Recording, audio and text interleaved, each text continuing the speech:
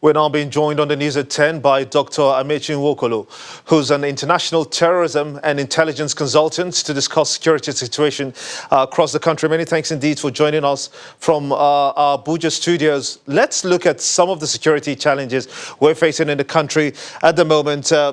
Cases of insurgency, banditry, if you will, kidnappings. Are you surprised, though, that after so many years of independence, the country is still grappling with these kinds of challenges? Thank you very much, Gimba. Thank you for having me.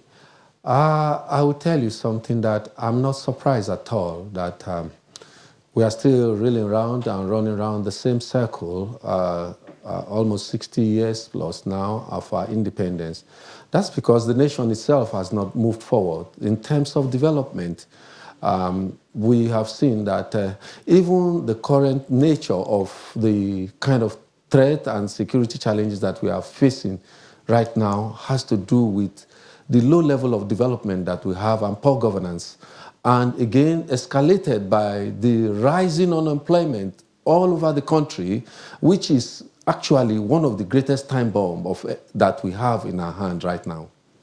So you say pretty much it's as a result of the kind of development that we don't have in place in the country that has, by extension, caused level of development and the level of development and have caused this kind of security challenges. What would you have loved to see in terms of development such that the security situations can be reduced or even cancelled outrightly?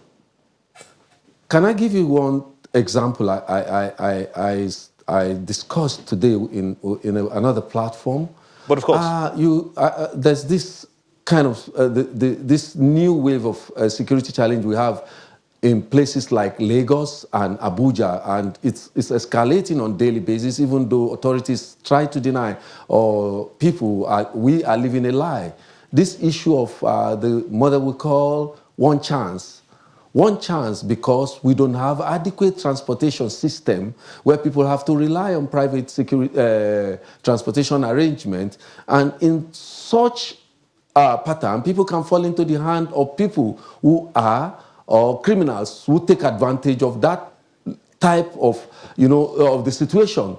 If we had good development, if we have good transportation system, we have trains, you have tube, you have tram, you have good buses around, nobody will find himself joining private transport or running on motorcycles here and there.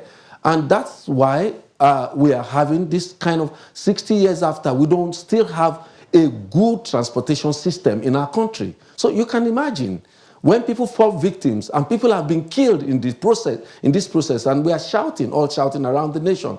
These are situations or criminality that has to do with our developmental pattern. Okay, now, how would you assess government's handling of our security situation, considering that many have often blamed security agencies for failing to adequately secure the nation, internally speaking? Do we have to blame the government? Yes, on some part, because when you blame some of the agencies responsible, then the government takes responsibility. Most times it appears we lack the political will in carrying out some decisions. I tell you what, in the age that we are in today, in the era of this kind of criminality that has been expanded by globalization, we need to go back to the people. We need to go back to the community. We need to go back. How do we infuse, or do we, marry the people or use the people in curtailing criminality in the country? Crime is local most times, and you've talked about the internal security issue, which is the crimes that are committed within our communities. How far have we utilized the people?